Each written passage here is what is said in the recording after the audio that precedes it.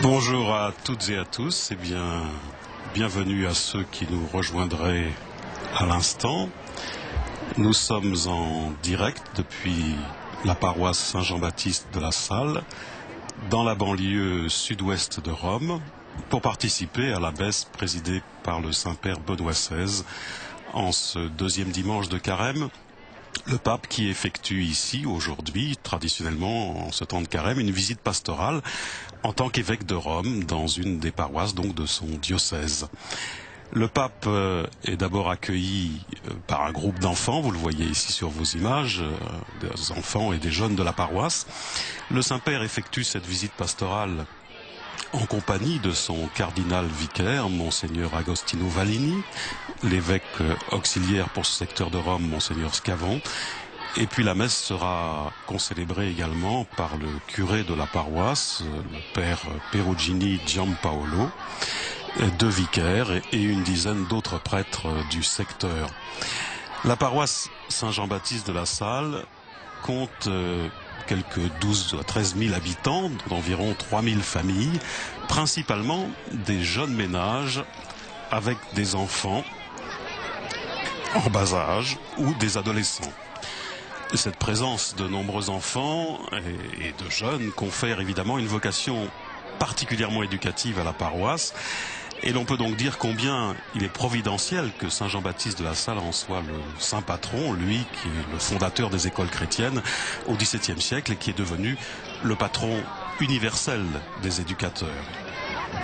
Beaucoup d'activités pastorales donc ici au service de l'enfance, outre le catéchisme traditionnel et des groupes de post-communion et de post-confirmation, bien la paroisse a mis en place également un oratoire avec différents ateliers sportifs, artistiques. Et puis bien sûr, il y a la présence de nombreuses associations et mouvements qui participent activement à la vie paroissiale, la Légion de Marie, le Renouveau dans l'Esprit, la Jeunesse mariale ardente, sans oublier la chorale présente depuis l'origine même de la fondation de la paroisse. La paroisse Saint-Jean-Baptiste de la Salle fait partie des nouvelles paroisses de la capitale italienne. Elle a été érigée en l'an 2000 et consacrée en décembre 2009 en l'honneur donc de Saint-Jean-Baptiste de la Salle. Des années 2000 à 2009, la vie paroissiale, les activités pastorales, catéchisme, célébration, accueil, se sont déroulées dans différents lieux provisoires à proximité du lieu choisi pour la construction de la structure de la nouvelle paroisse. Cette structure, il s'agit d'un complexe spacieux, à la fois lumineux, harmonieux et fonctionnel, avec 14 espaces pour les activités pastorales et une très grande salle paroissiale.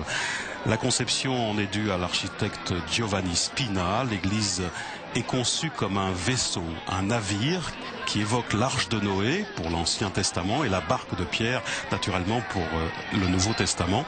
Lors du dernier consistoire, le 18 février, souvenez-vous que le pape avait demandé que l'on prie pour qu'il puisse tenir avec une douce fermeté le gouvernail de l'église.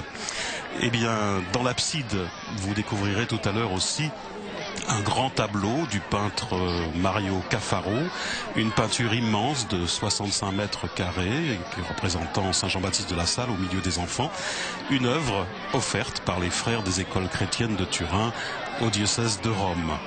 Sous l'autel aussi, sachez que se trouvent les reliques bien sûr du saint patron, Saint Jean-Baptiste de la Salle, mais également une relique de Saint Jean-Marie Vianney, curé d'Ars, une relique de Sainte Jeanne de Chantal, qui a été fêtée le jour de la dédicace de la nouvelle église, et puis une relique du bienheureux pape Jean XXIII, témoignage de l'appartenance de cette nouvelle paroisse à l'église de Rome et de son obéissance au souverain pontife. Ajoutons que Saint Jean-Baptiste de la Salle, prêtre français, chanoine au chapitre de la cathédrale de Reims, désireux de se mettre au service de l'éducation des enfants pauvres, a renoncé à sa situation privilégiée pour s'unir à un groupe d'éducateurs chrétiens laïcs. Et c'est ainsi qu'est né l'Institut des Frères des Écoles Chrétiennes. Saint Jean-Baptiste de la Salle est mort à Rouen en 1719, mais ses reliques, après plusieurs déplacements, ont été translatées en 1950 à Rome et elles sont à présent conservées par la maison mère de l'Institut des Frères des Écoles Chrétiennes.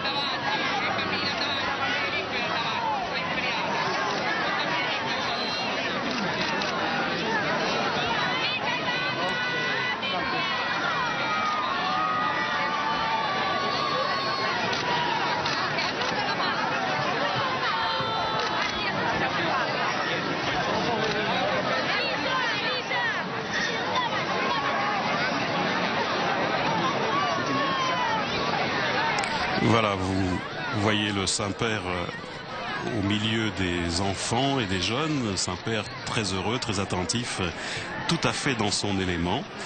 Et le Saint-Père Benoît XVI, qui devient depuis le 29 février dernier le pape le plus âgé de l'époque moderne, à 84 ans et 320 jours, eh bien il dépasse d'un jour l'âge auquel son prédécesseur Jean-Paul II nous a quittés. C'était le 2 avril 2005.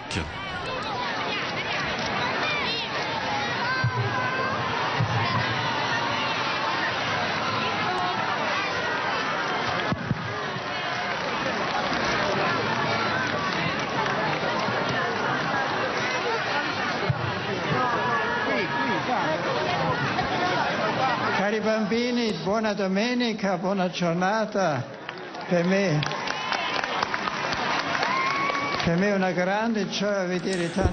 c'est une grande joie pour moi de voir tant d'enfants ici.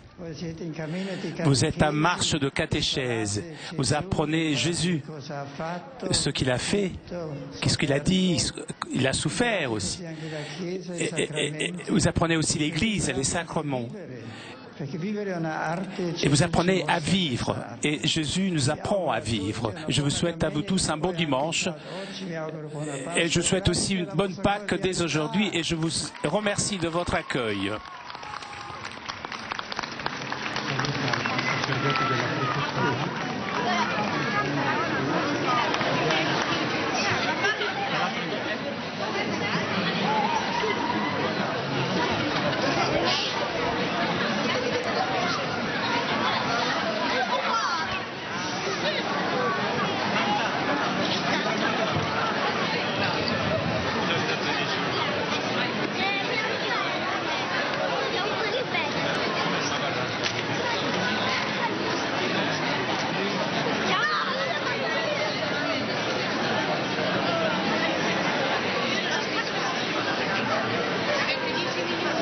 Vous voyez ces nombreuses familles, ces enfants, ces jeunes qui ont entouré le Saint-Père pour l'accueillir à l'entrée dans cette église, cette nouvelle paroisse, dans ce nouveau quartier également, baptisé Altorino, un quartier de la banlieue sud-ouest de Rome.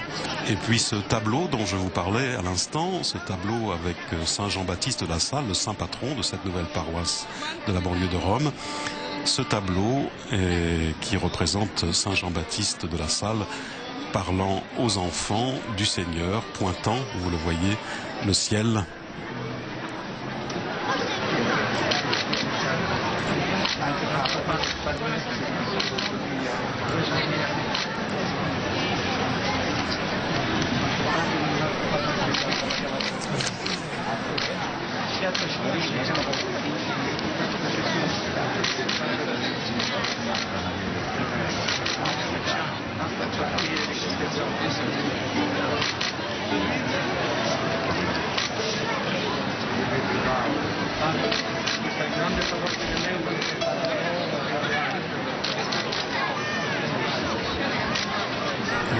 Je vous le disais, plusieurs prêtres également pour accueillir le Saint-Père pour cette célébration, cette visite pastorale en tant qu'évêque de Rome dans son diocèse au milieu de ses ouailles. Et le Saint-Père Benoît XVI qui invitait chaque prêtre à faire preuve d'humilité, à accepter sa position dans l'Église lors de sa rencontre avec le curé et les prêtres du diocèse de Rome le 23 février dernier.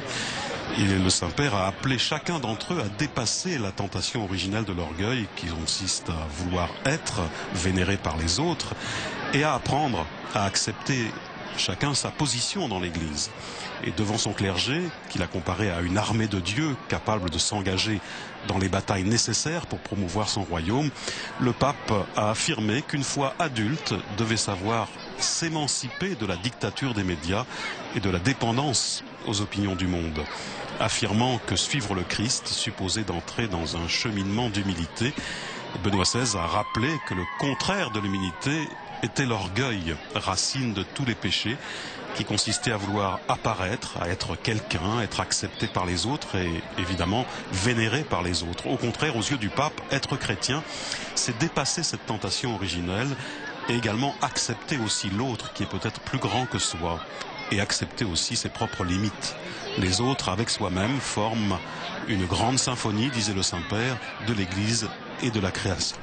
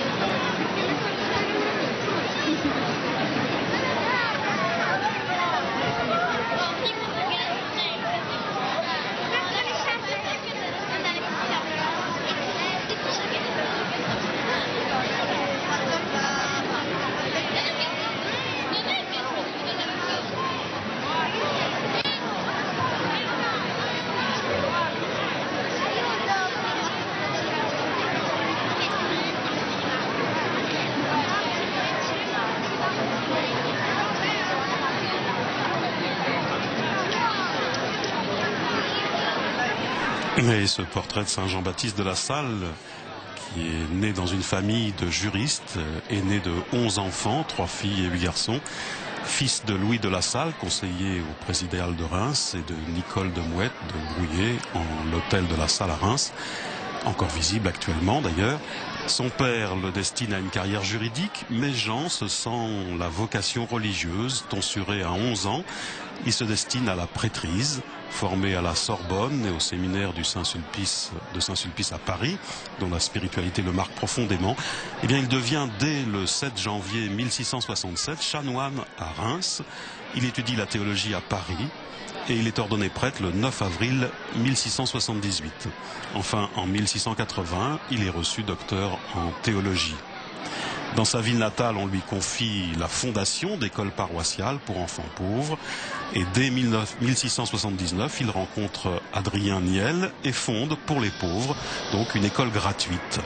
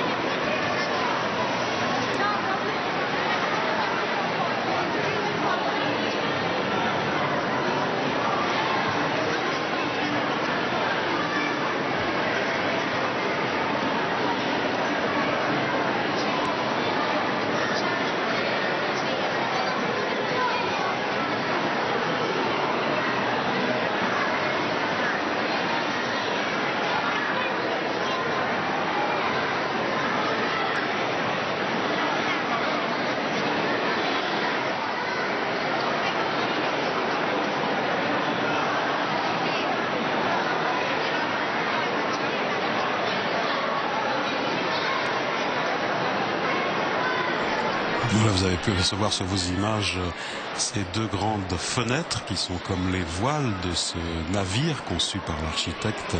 Cette église voulue comme un vaisseau, et le tabernacle en est en quelque sorte le poste de pilotage.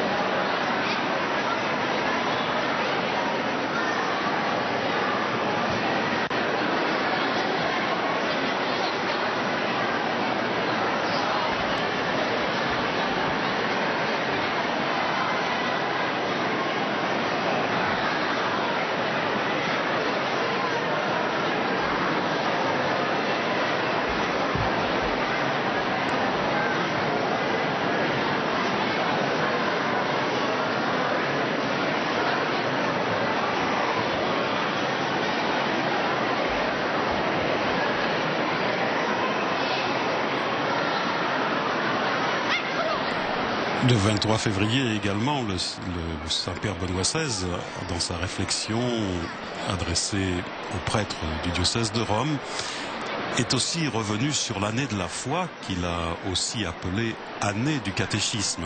À ses yeux, le manque de connaissance de la foi et l'analphabétisme religieux constituent un grand problème pour l'Église actuelle, comme l'ont dit les cardinaux lors du consistoire extraordinaire du 17 février. Et le pape a jugé nécessaire de se réapproprier ce contenu, non pas, disait-il, comme un paquet de dogmes et de commandements, mais comme une réalité unique. Il faut faire notre possible, disait le Saint-Père, pour un renouvellement catéchétique, pour que la foi et Dieu soient connus. Le pape s'est penché également sur la grande souffrance de l'Église d'aujourd'hui, en Europe et en Occident, souffrance que constitue le manque de vocation sacerdotale. Mais le Seigneur, disait le Saint-Père, continue d'appeler. Ce qui manque, c'est l'écoute. Dès lors, disait-il, il faut être attentif à la voix du Seigneur, y compris pour les autres, afin d'ouvrir la route à la vocation de pasteur.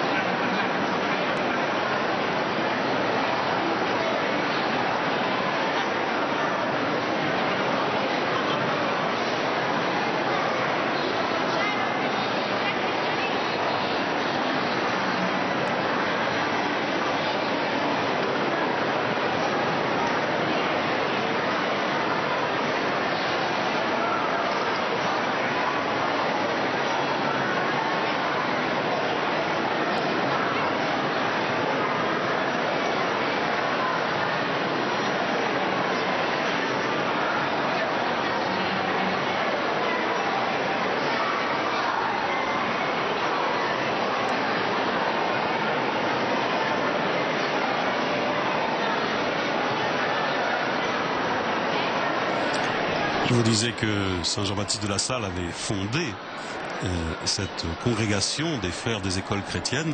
Et par la suite, il a également ouvert des écoles professionnelles, des écoles du dimanche, des maisons d'éducation pour les enfants des rues. Et puis il y a eu un combat, l'Église s'est opposée à la fondation des frères des écoles chrétiennes, mais Saint Jean-Baptiste de La Salle a insisté et est allé jusqu'au bout de son projet. Il s'est aperçu que ce qui manquait le plus aux enfants, eh bien, c'était des maîtres de valeur. Alors il a recruté de jeunes maîtres auxquels il a proposé une forme de vie consacrée à Dieu qui leur laisserait cependant leur caractère laïque.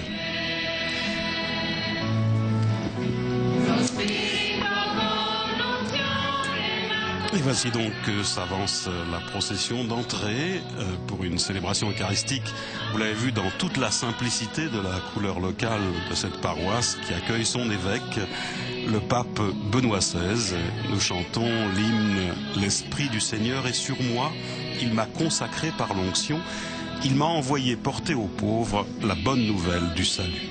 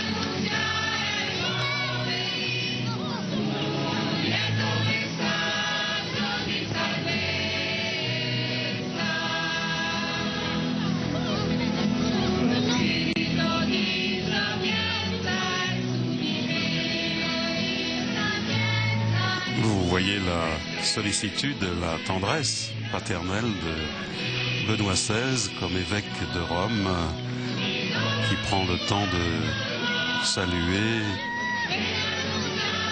les fidèles de son diocèse, les fidèles romains de cette nouvelle paroisse dans ce quartier Altorino, dans la banlieue de Rome.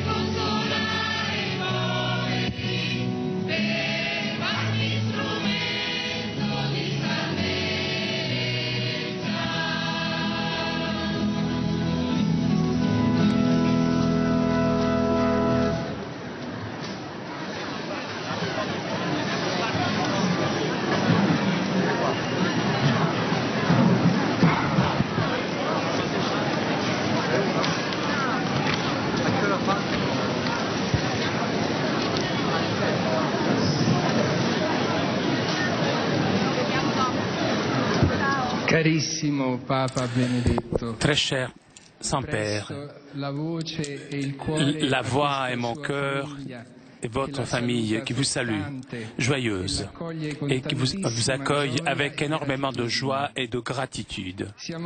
Nous avons l'habitude de vous voir à la télé ou alors de loin.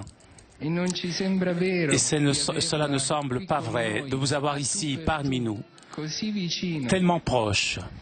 Nous vous suivons toujours lors de vos voyages missionnaires et nous prions tous les jours pour votre santé et pour vos intentions, aussi bien lors de la messe que dans le chapelet. Nous vous remercions particulièrement pour votre contribution au magistère et au ministère de Pierre et de Paul, dont le sang coule dans les veines de nous, les Romains. Même votre exemple de dévouement total, d'humilité, de sérénité, qui jaillissent de votre confiance en Dieu, sont un enseignement très précieux pour nous. Nous vous accueillons en tant que pasteur de l'Église universelle, mais surtout comme notre évêque de Rome. Nous vous accueillons comme le pape, mais surtout comme papa. Puisque pape, vous aurez des cadeaux beaucoup plus précieux que nos cadeaux. Mais à notre Père, on ne sait jamais quoi offrir. Vous, d'ailleurs, vous ne mettez pas de cravate.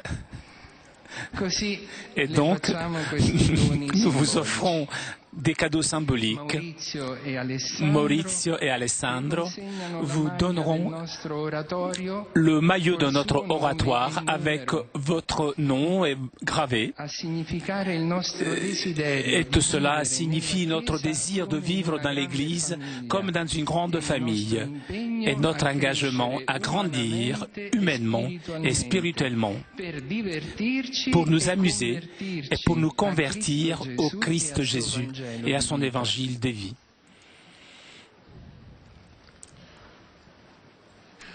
C'était le mot d'accueil du curé de la paroisse, le père Perugini Giampaolo. Et voici le t-shirt avec le prénom du Saint-Père, Benoît, le t-shirt de l'oratoire, de ces ateliers donc, de la paroisse, avec les jeunes qui ont confectionné ce t-shirt spécialement à l'intention du Saint-Père.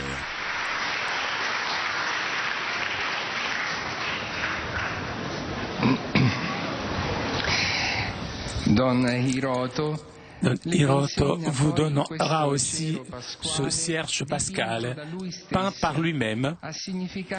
Et cela symbolise notre chemin avec vous vers la Pâque éternelle, dans la lumière du Christ ressuscité. Lumière que nous voyons tous les dimanches, et tout particulièrement en ce deuxième dimanche de Carême, devant le mystère de l'infiguration du Seigneur.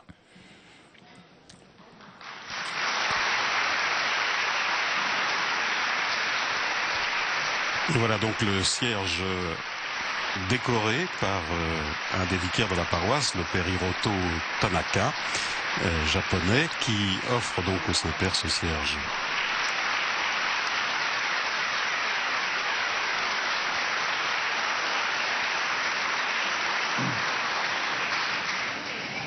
Et finalement, les enfants qui aujourd'hui, justement aujourd'hui, fêtent leur anniversaire, et chaque dimanche, comme une famille, on fête l'anniversaire des enfants, et vous offrent ces lettres et ces dessins qui ont été faits pour vous.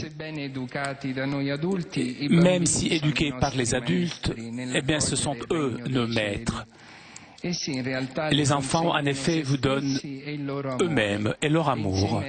Et avec les enfants, les jeunes et nos nouveaux époux ici présents, représentent l'espérance certaine de cette communauté paroissiale dans l'année internationale dédiée à la famille.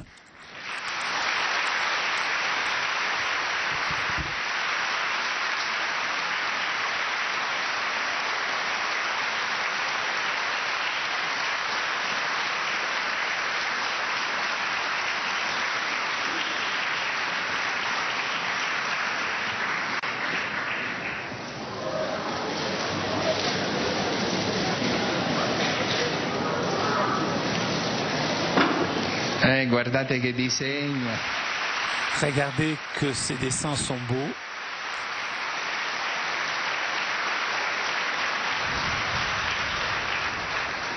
Ginevra, Chiara, Gabriele, Domenico, bravi.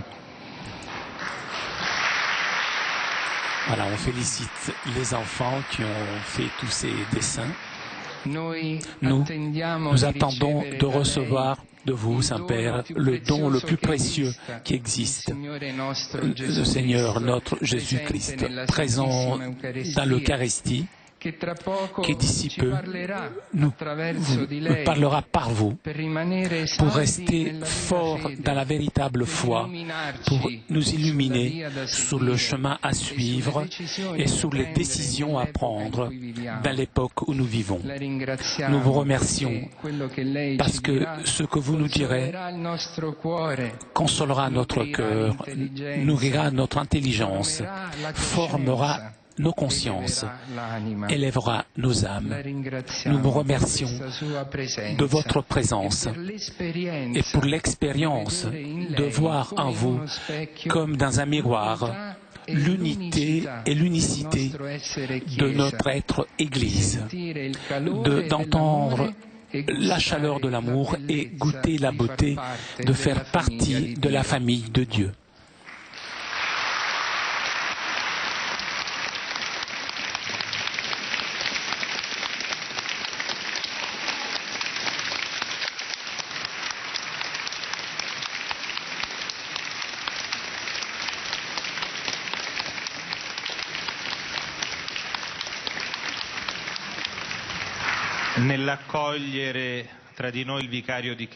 En accueillant le vicaire de Christ et donc le Seigneur dans l'Eucharistie, créons un climat de recueillement et de silence pour pouvoir participer dignement,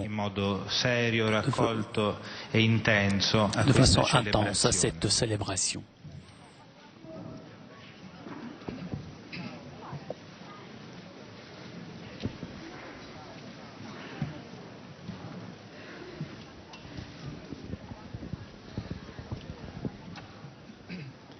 Nel nome del Padre, del Figlio e dello Spirito Santo. La pace sia con voi.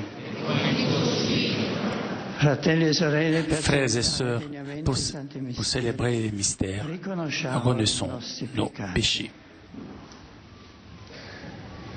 Confesso a Dio Onnipotente e a voi fratelli che ho molto peccato in pensieri, parole, opere e omissione, per mia colpa, mia grandissima colpa, e supplico la Beata sempre Vergine Maria, gli angeli, i santi, voi fratelli, di pregare per me il Signore Dio nostro. Dio Onnipotente, abbia misericordia di noi, perdoni i nostri peccati, ci conduca alla vita eterna.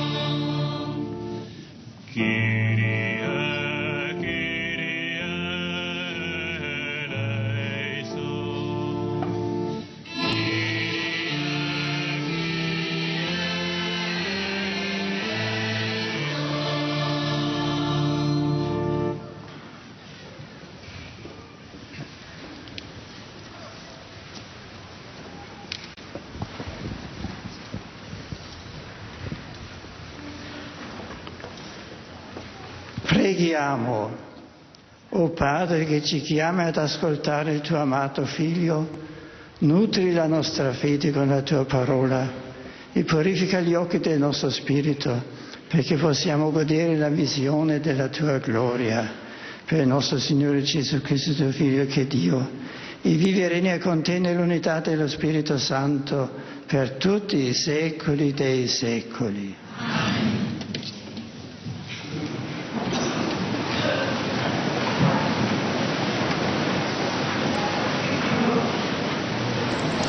Les lectures sont naturellement celles de ce deuxième dimanche de Carême, avec pour commencer le livre de la Genèse, au chapitre 22, versets 1 à 18, pour ceux qui voudraient suivre.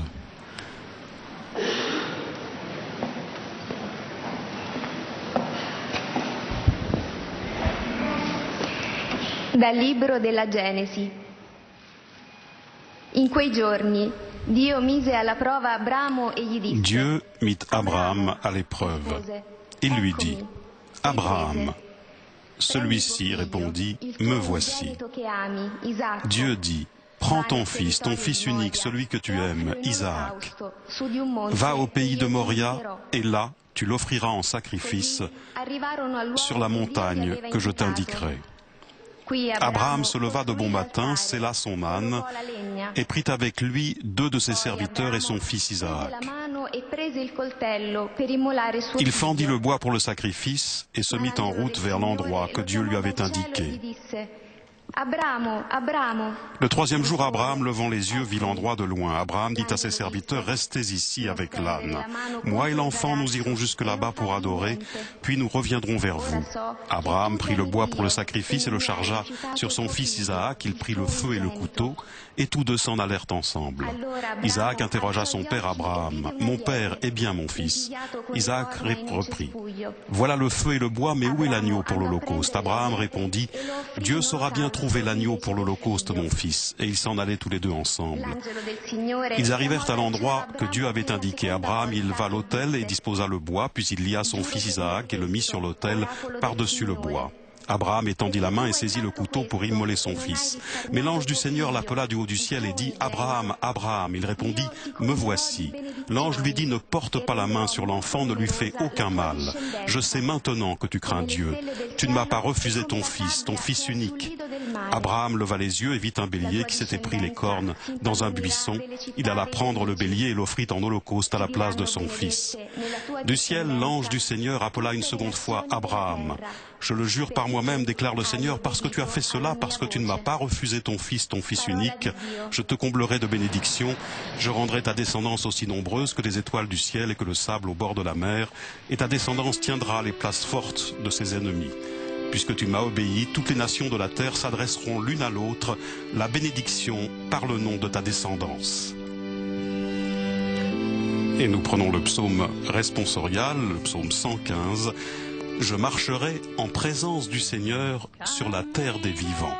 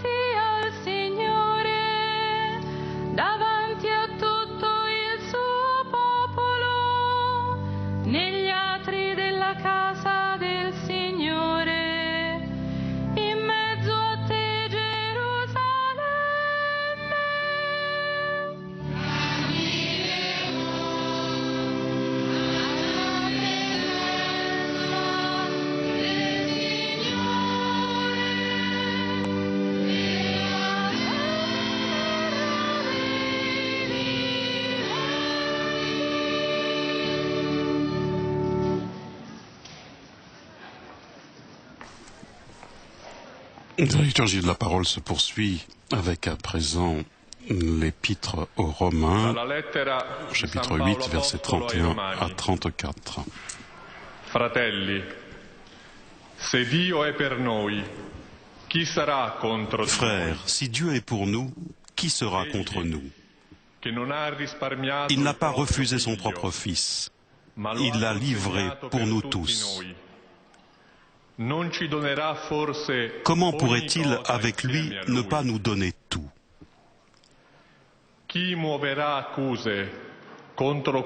Qui accusera ceux que Dieu a choisis?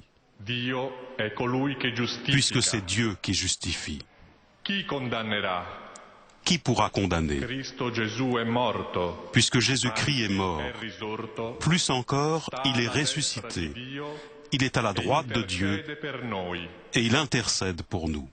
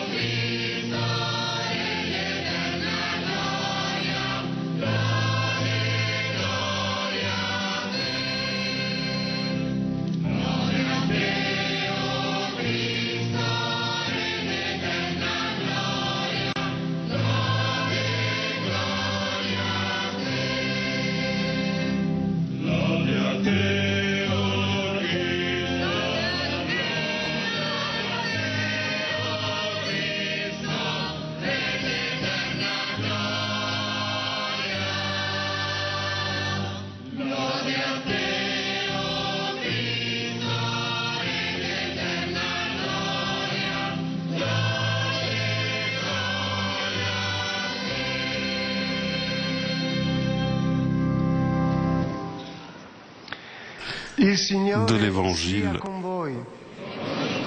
selon Saint Marc.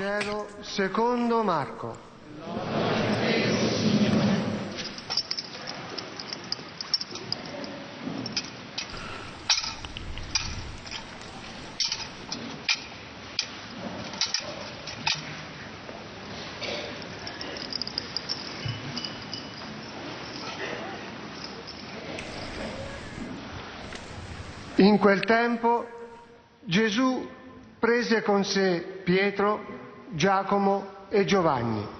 En ce temps-là, Jésus prend avec lui Pierre, Jacques et Jean et les emmène eux seuls à l'écart sur une haute montagne. Si trasfigurò davanti a loro. Et il fut transfiguré devant eux. Ses vêtements devinrent resplendissants, d'une blancheur telle que personne sur terre ne peut obtenir une blancheur pareille. Élie leur apparut avec Moïse, et ils s'entretenaient avec Jésus. Pierre alors prend la parole et dit à Jésus: Rabbi, il est heureux que nous soyons ici. Dressons donc 3 tentes, une pour toi, une pour Moïse et une pour Élie. De fait, ils ne savaient que dire, tant était grande leur frayeur. Survint une nuée qui les couvrit de son ombre, et de la nuée une voix se fit entendre.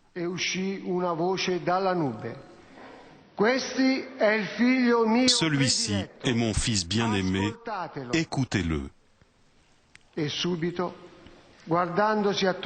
Soudain, regardant tout autour, ils ne virent plus que Jésus seul avec eux.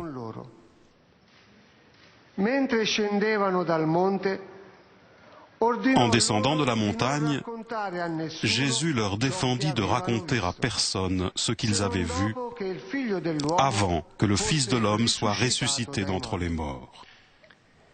Et ils restèrent fermement attachés à cette consigne, tout en se demandant entre eux ce que voulait dire « ressusciter d'entre les morts ».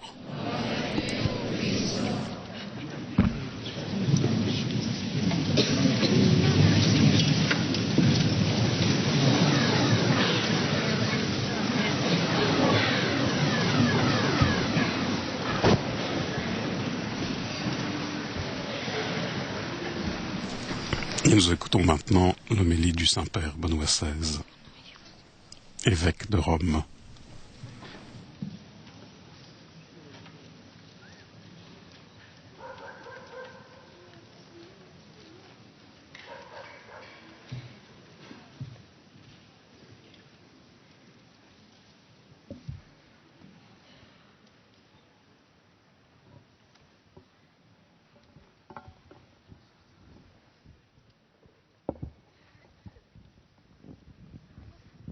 Cari fratelli e sorelle della parrocchia di San Giovanni Battista della Salle, tout d'abord, je voudrais dire de tout mon cœur merci de votre accueil si chaleureux. Merci au curé pour ces belles paroles.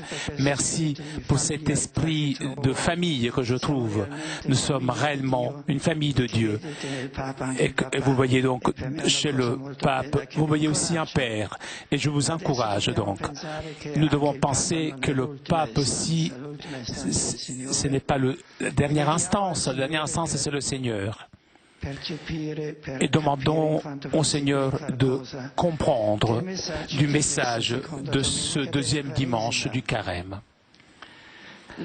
La liturgie de ce jour nous prépare au mystère de la Passion. Nous avons entendu dans la première lecture et aussi à la joie de la résurrection.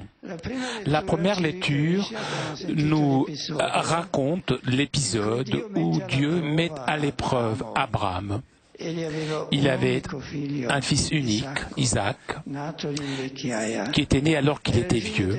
C'était le fils de la promesse, le fils que devrait porter donc le salut aussi au peuple. Mais un jour, Abraham reçoit de Dieu l'ordre de l'offrir un sacrifice.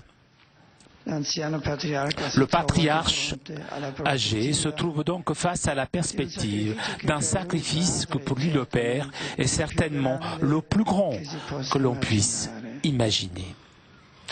Toutefois, il n'hésite même pas un instant.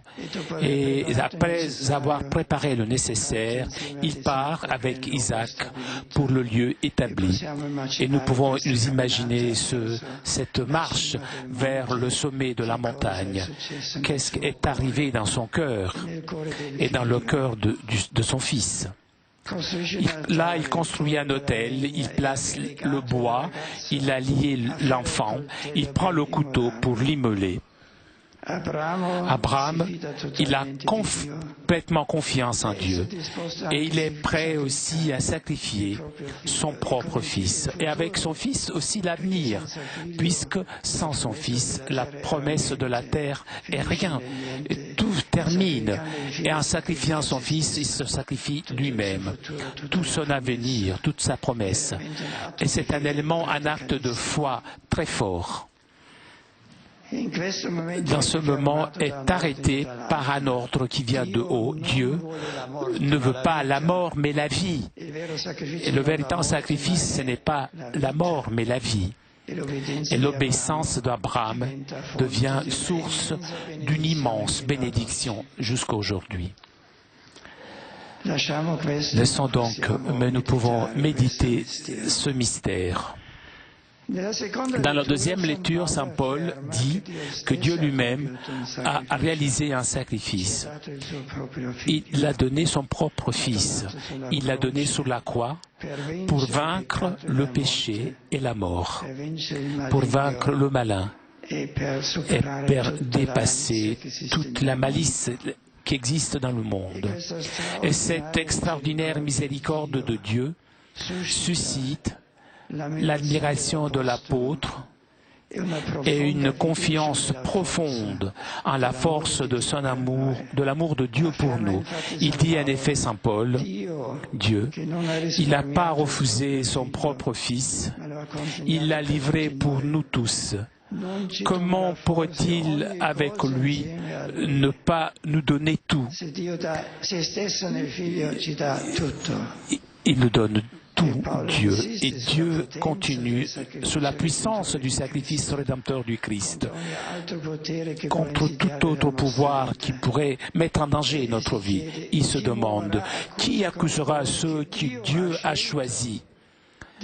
Puisque c'est Dieu qui justifie, qui pourra condamner? Puisque Christ Jésus est mort, plus encore, il est ressuscité. Il est à la droite de Dieu et il intercède pour nous. Nous sommes dans le cœur de Dieu. Voilà notre grande confiance. Cela crée amour, et avec l'amour, nous allons vers Dieu. C'est Dieu a donné son propre Fils pour nous tous. Personne ne pourra nous accuser, personne ne pourra nous condamner, personne ne pourra nous séparer de son amour immense. Justement, le sacrifice d'amour sur la croix que le Fils de Dieu a accepté et choisi volontairement devient source de notre justification, de notre salut. Et nous pensons que dans la sacristie, il est toujours présent cet acte du Seigneur, que dans son cœur reste éternellement, et son cœur nous attire, nous unit avec soi-même. L'Évangile nous parle de l'épisode de la transfiguration. Jésus se manifeste dans sa gloire avant du sacrifice de la croix, et Dieu le Père le proclame, son Fils bien-aimé, l'aimé, et invite les disciples à l'écouter. Jésus monte sur un mont et prend avec lui 3 apôtres, Pierre, Jacques et Jean, qui lui seront particulièrement proches lors de son agonie sur une autre montagne, le mont des Oliviers. Depuis peu, le Seigneur avait annoncé sa passion, et Pierre n'avait pas réussi à comprendre pourquoi le Seigneur, le Fils de Dieu, parla de souffrance, de refus, de mort, de croix. Mais il s'était opposé avec force à cette perspective. Maintenant, Jésus prend avec lui 3 disciples pour les aider à comprendre que le chemin pour arriver à la gloire, le chemin de l'amour lumineux qui vainc les ténèbres, passe par le don total de soi, passe par le scandale de la croix. Et le Seigneur de jour de nouveau et prend que nous avec lui pour commencer à comprendre que c'est le chemin que nous devons faire. La transfiguration est un moment anticipé de lumière qui nous aide nous aussi à regarder à la passion de Jésus avec le regard de la foi. Elle est, oui, un mystère de souffrance, mais aussi la passion bienheureuse, puisque c'est un mystère d'amour extraordinaire de Dieu. C'est l'exode définitif qui nous ouvre la porte vers la liberté et la nouveauté de la résurrection, du salut, la fin du mal. Et nous avons besoin dans notre chemin quotidien, souvent marqué par l'obscurité du mal. Chers frères et sœurs, comme je vous ai dit, je suis très heureux d'être ici parmi vous aujourd'hui pour célébrer avec vous le jour du Seigneur. Je salue cordialement le cardinal vicaire, l'évêque auxiliaire du secteur, votre curé, Don Giampaolo Perugini, que je remercie pour les mots qu'il m'a adressés au nom de vous tous, et aussi pour les cadeaux que vous m'avez offerts. Je salue aussi les vicaires paroissiaux. Je salue les religieuses franciscaines et missionnaires du cœur immaculé de Marie, qui sont ici depuis plusieurs années et qui sont particulièrement appréciés dans la vie de cette paroisse, qui a trouvé une hospitalité généreuse dans leur maison dans les 3 premières années de vie. Je salue aussi les frères des écoles chrétiennes, très attachés à cette église paroissiale qui porte le nom de leur fondateur. Je salue aussi tous ceux qui sont actifs dans la paroisse. Je pense aux catéchistes, aux membres des associations et des mouvements, ainsi qu'aux différents groupes paroissiaux. Je voudrais aussi saluer tous les habitants de ce quartier et tout particulièrement les personnes âgées, les malades, les personnes seules ou en difficulté. Venant aujourd'hui parmi vous, j'ai remarqué la position de cette église, placée le point le plus élevé du quartier, et qui a un clocher élancé, presque un doigt, une flèche vers le ciel. Je pense que c'est une indication importante. Comme les frères apôtres d'Évangile, nous aussi, nous avons besoin de monter sur la montagne de la transfiguration pour recevoir la lumière de Dieu, afin que son visage illumine notre visage.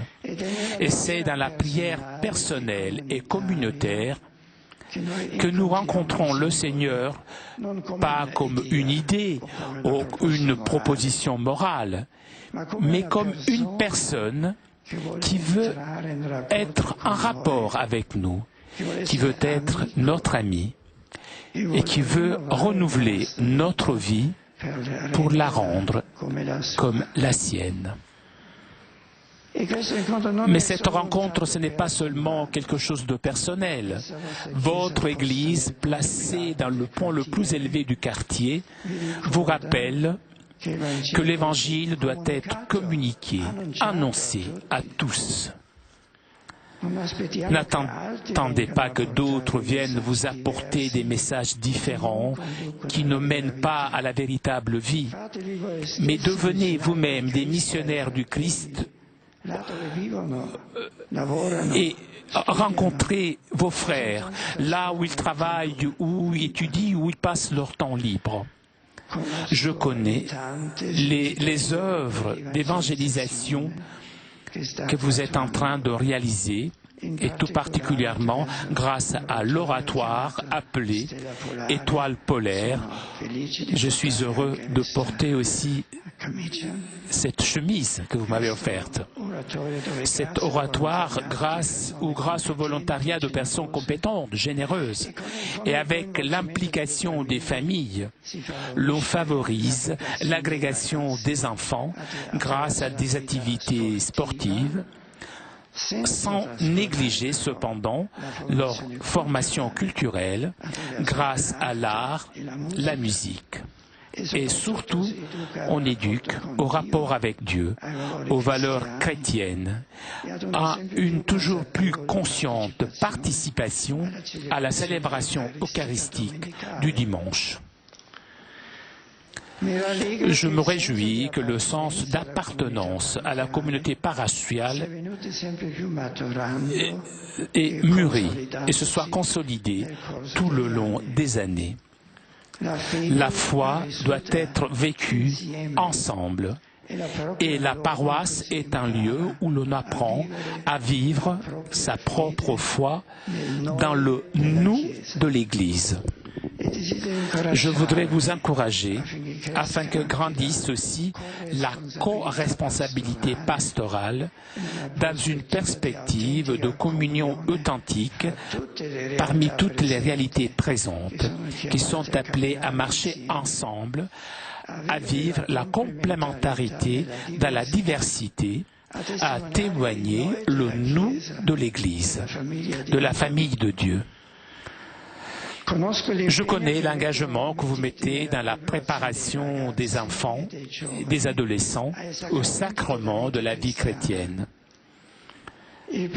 La prochaine année de la foi, doit être une occasion propice aussi pour cette paroisse pour faire grandir et consolider l'expérience de la catéchèse sous les grandes vérités de la foi chrétienne de façon à permettre à tout le quartier de connaître et approfondir le credo de l'Église et à dépasser cet analphabétisme religieux qui est l'un des des problèmes les plus importants d'aujourd'hui.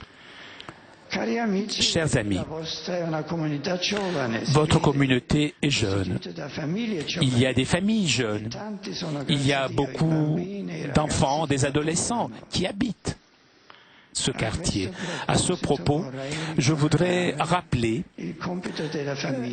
le devoir de l'Église et de toute la communauté chrétienne, c'est-à-dire éduquer à la foi, aider en cela par le thème court de l'année pastorale, par les orientations pastorales proposées par la conférence épiscopale italienne, sans oublier les enseignements de Saint Jean-Baptiste de La Salle.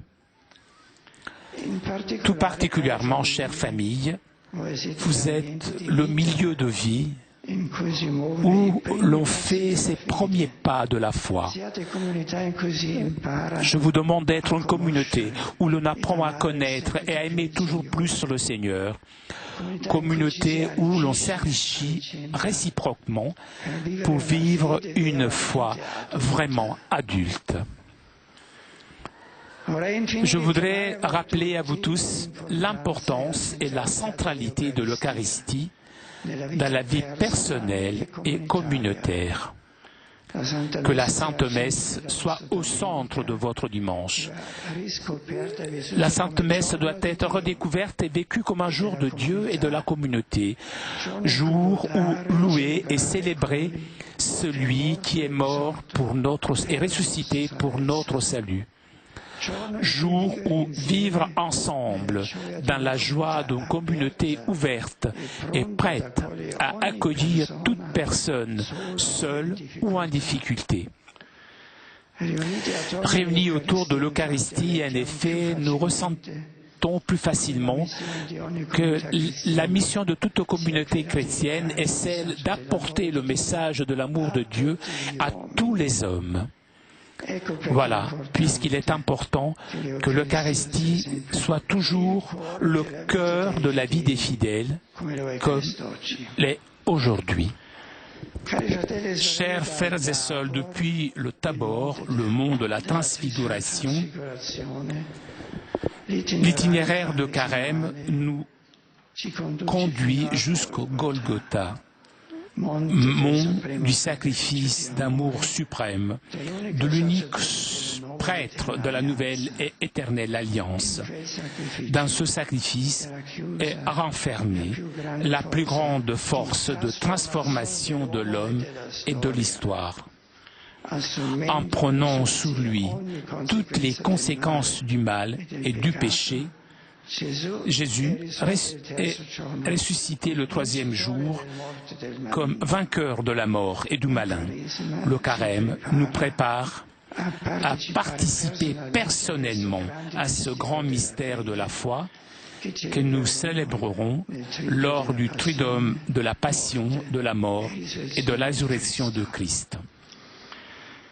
À la Vierge Marie, nous confions notre chemin de Carême comme celui de l'Église tout entière. Elle, Marie, qui a suivi son Fils Jésus jusqu'à la croix, nous aide à être disciples fidèles du Christ, des chrétiens mûrs, pour pouvoir participer avec elle à la plénitude de la joie pascale. Amen.